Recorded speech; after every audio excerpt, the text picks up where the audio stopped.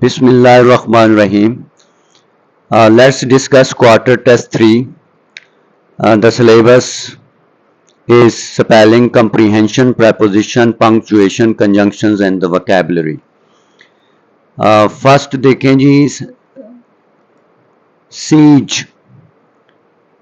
besiege और siege का तकरीबन एक ही मीनिंग है, जिसका मतलब होता है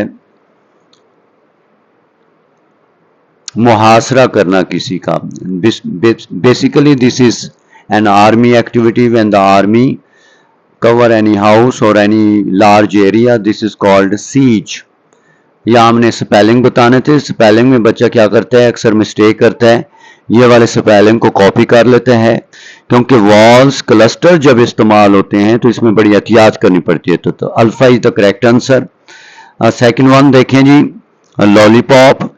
इसमें भी बच्चों में बड़ी प्रॉब्लम्स हैं. Some of the students single L के साथ इसको याद किया हुआ होता है, असल में ये डबल एल के साथ है. That is called lollipop. Beta is the correct answer. ये स्पेलिंग थे दो.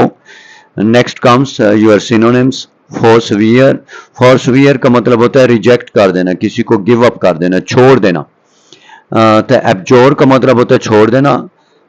राइट क्लिक हम करते हैं, देखें, reject, renounce, abjure, disown, give up, dissociate. तो delta is the correct answer. बाकी देख लें. अपोस्टल का मतलब होता है जो आपके फॉलोअर्स होते हैं. क्रिश्चियंस के यहाँ जो हज़रत ईसा अलैहिस्सलाम के जो फॉलोअर्स थे, जो सहाबा कराम थे, उनको हम अपोस्टल्स कहते हैं. बिसीच का मतलब रिक्वेस्ट होता है. This is a verb. Beseech mean to request somebody. Blithe is used for happiness, joy, खुशी. नेक्स्ट देखें जी, indolence gives vent to dash disposition in human life. देखें जी, इंडोलेंस को हम डिफाइन कर रहे हैं. तो इंडोलेंस इंसानी जिंदगी के मिजाज में क्या तब्दीली लाएगी, तो स्टैटिक चेंज लाएगी. तो स्टैटिक का मतलब होता है बिल्कुल साकिन, क्योंकि इंडोलेंस का मतलब सुस्ती होता है. तो enthusiastic is the antonym of indolence. Filthy एक बैड जगह होती है, डल्टी प्लेस को कहते हैं. एनर्जेटिक भी जोश और जज्बे के लिए इस्तेमाल होता है. तो हमें एक इंडोलेंस का जैसा लफ्ज चाहिए, दैट इज स्टैटिक. तो beta is the correct answer. Preposition क्योंकि हमारे टॉपिक का हिस्सा है. The police report exonerated Anwar all charges. Exonerate from होता है, एक्सोनरेट फ्रॉम. तो alpha is the correct answer. He was born. Born के साथ हम 2 या 3 प्रेपोजिशन इस्तेमाल करते हैं, आपको पता है. ईयर के साथ बॉर्न इन होता है, डे के साथ बॉर्न ऑन होता है, पेरेंट्स के साथ बॉर्न इनटू होता है, पेरेंट्स के साथ बॉर्न ऑफ होता है, फैमिली के साथ बॉर्न इनटू होता है, और सिंगल फादर या मदर आ जाता है तो हम ज्यादातर उसके साथ बॉर्न टू का लफ्ज इस्तेमाल करते हैं. नेक्स्ट देखें जी, प्राइड. प्राइड जब हमारे पास बतौर नाउन बनता है तो हम इसके साथ प्रेपोजिशन इन इस्तेमाल करते हैं. But whenever it is use as a verb, we use preposition on and we use reflexive pronoun after it. तो here the answer is Charlie. Charlie answer है. She prides herself on her appearance. Through के साथ भी काफी ज्यादा preposition इस्तेमाल होते हैं जब हम थ्रो करते हैं किसी चीज को टारगेट बनाकर, खासतौर पे मारने के लिए. जैसे the children were throwing the stones at the buses. लेकिन यहाँ पे थ्रो का मतलब पकड़ाना है, गेंद वगैरह पकड़ाना. तो इस वक्त फिर हम टू इस्तेमाल करेंगे. He threw the ball too early to catch it. Next देखें, सर्टन के साथ हम ऑफ इस्तेमाल करते हैं. श्योर ऑफ, सर्टन ऑफ और प्राउड ऑफ. तो certain of alpha is the correct answer. 10 देखें, MCQ. She married her daughter dash rich man. Married एक ट्रांजिटिव वर्ब है, इसके बाद प्रेपोजिशन नहीं लगता. लेकिन पैसिव स्ट्रक्चर में जब हम जाते हैं या हम आगे एक ऑब्जेक्ट दे देते हैं तो फिर हम टू इस्तेमाल कर सकते हैं, मैरिड टू. तो यहाँ पे टू आएगा. रिवेंज के साथ और एवेंज के साथ हम प्रेपोजिशन हर हाल में, हर सूरत में ऑन इस्तेमाल करते हैं. लेकिन रिफ्लेक्सिव प्रोनाउन हम तब इस्तेमाल करते हैं जब इसके बाद जिससे बदला लिया जाए उसका जिक्र आ जाए. जैसे एनिमी है तो इस वजह से यहाँ पे हिमसेल्फ आए. तो रिवेंज और एवेंज के साथ हम ऑन इस्तेमाल करते हैं. She remembered Arthur's life insurance policy.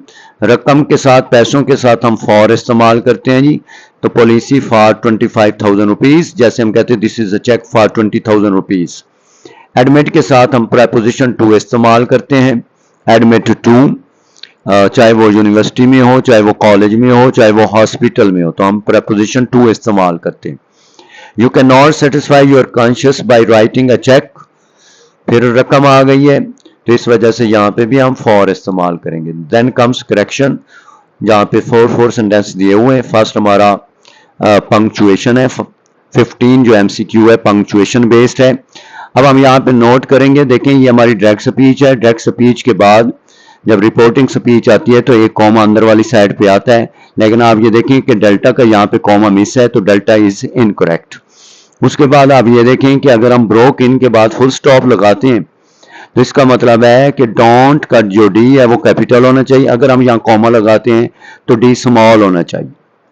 तो इस वजह से यहाँ पे कॉमा है, फुल स्टॉप तो नहीं है।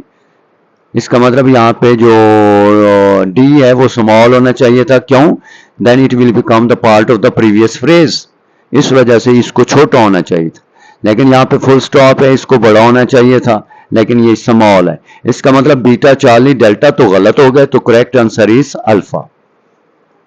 16 देखें, ये भी आपका पंक्चुएशन है। If you do not dig it set the boy before the king you shall go and then you will be hang. देखें बिफोर आपका एक डिपेंडेंट क्लॉज है, इसका मतलब है it has become the part of the previous clause. और if आपको पता है वैसे इफ के साथ बात पूरी नहीं होती, इसको एक सेकंड क्लॉज या इंडिपेंडेंट क्लॉज आपको चाहिए होता है।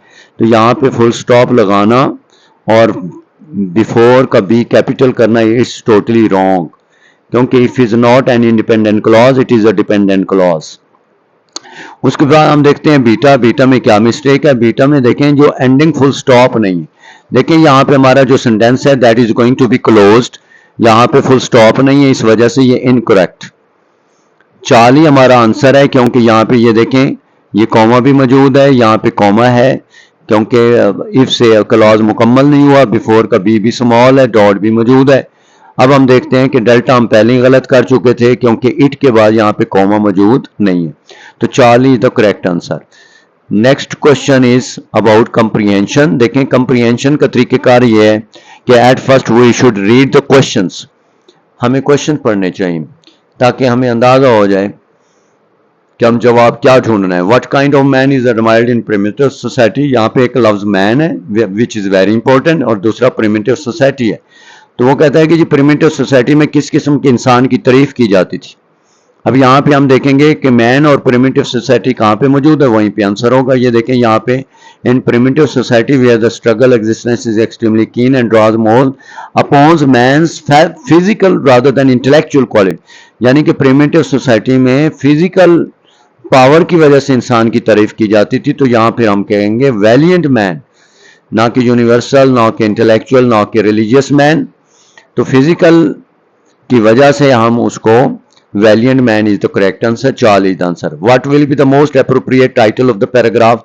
अच्छा ये जो क्वेश्चन होता है ये that is very technical and tricky, तो इसका आंसर हम कैसे देंगे। देखें सबसे पहले आप यहाँ पे ये देखें कि ये जो बात हो रही है ना, in so far as the evolution of the Muslim society in India is concern, तो असल में evolution of the Muslim society की बात हो रही है। बाकी वर्ड्स मौजूद होते हैं पैराग्राफ में, हिस्ट्री ऑफ इंडिया, इंडिया का भी जिक्र है, मुस्लिम कम्युनिटी का भी जिक्र है, द आइडियल कैरेक्टर का भी जिक्र है, लेकिन पूरा पैराग्राफ जो बेस कर रहा है वो that is evolution of the Muslim society in India is concern, इस बात पे बेस कर रहा है। इसका मतलब ये हो गया कि जो 18 MCQ है इसका जो करेक्ट आंसर है दैट इज अल्फा।